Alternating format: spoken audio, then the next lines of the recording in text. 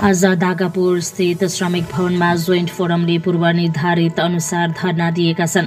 धरनामा गोरामुमो क्रामक्पा साथै अन्य युनियनका नेतृत्वहरू उपस्थित थिए। विशेष रूपले हाल विभिन्न चियाबारीका समस्याहरूलाई लिएर जोइन्ट फोरमका सदस्यहरूले धरना गरेका थिए।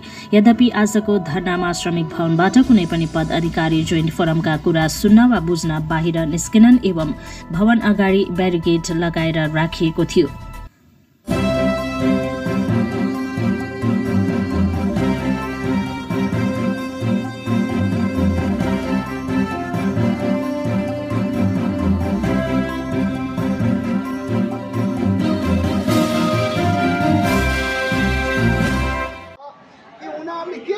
चाहेको कि हाम्रो श्रमिकहरूलाई दबाउनु चाहेको, धम्काउनु चाहेको उहाँहरू मालिकहरूको निम्ति हो कि श्रमिकको निम्ति हो यो भवन चाहिँ?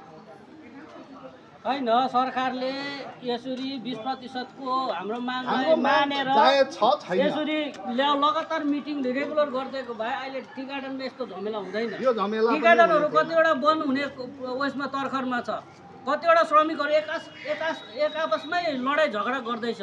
अब यसको जिम्मेवारी चाहिँ कसले लिन्छ? सरकारले लिनु पर्यो नि।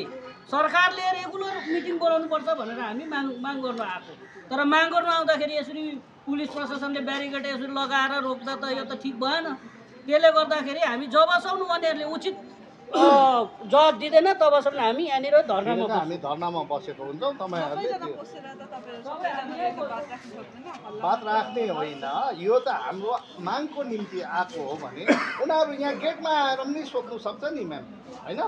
जबसम्म उनीहरूले यो विषय लिएर तपाईँहरूसँग तर्क र वितर्कको कुनै कारण बताउनु सक्नुहुन्न भने हामी यहाँ बसेको हुन्छौँ। दर्शकवृन्द, यति बेला भने तपाईहरुलाई हामी सिलगढी दागापुर स्थित श्रमिक भवनबाट प्रत्यक्ष प्रसारण गरिरहेको छु, जहाँ जोइन्ट फोरमले अगावैबाट घोषणा गरे अनुसार आज यहाँ जोइन्ट फोरमको धरना प्रदर्शन यहाँ सम्पन्न भएको छ। जुन तपाईले देखिरहनु भएको छ, उहाँहरू एकदमै धरनामा बसिसकेका छन्। जोइन्ट फोरमको ब्यानरमा उक्त धरना गर्नुको उद्देश्य भनेको विगत वर्षको रहर 4% पूजा बोनस सँगै अन्य बन्द कमानहरू झट्ट खोलिनुपर्ने माग साथै श्रमिकहरूको डेली वेजेस, विभिन्न प्रकारको श्रमिकहरूले पाउनुपर्ने बकाया राशिहरू पाउनुपर्ने माग रहेको छ। त्यही मागलाई लिएर यहाँ धरना प्रदर्शन भइरहेको छ, जहाँ क्रामक्पा, गोरामुमो तपाईले देख्न सक्नुहुनेछ। क्रामक्पा, गोरामुमो श्रमिक संगठनका नेताहरू छन् भने जुन जोइन्ट फोरम छ, जोइन्ट फोरम हिल जोइन्ट फोरमद्वारा तपाईले देख्न सक्नुहुनेछ। यसरी यहाँ धरना प्रदर्शन सम्पन्न भइरहेको छ, जुन हामी सिलगढी दागापुर स्थित श्रमिक भवनबाट तपाईहरुलाई यसरी प्रत्यक्ष प्रसारण गरिरहेका छौं।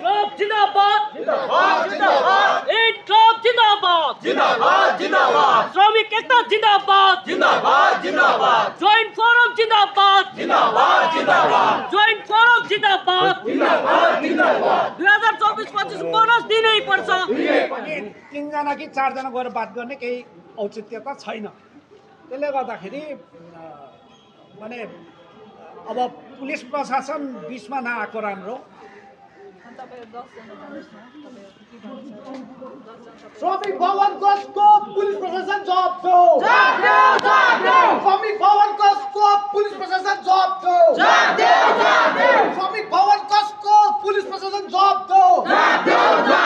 श्रमिक भवन कसको पुलिस प्रशासन जवाब दो। मजदूर एक हो, घडी मजदूर एक हो। पुलिसको वार्ता झट्टै बोलो, झट्टै बोलो।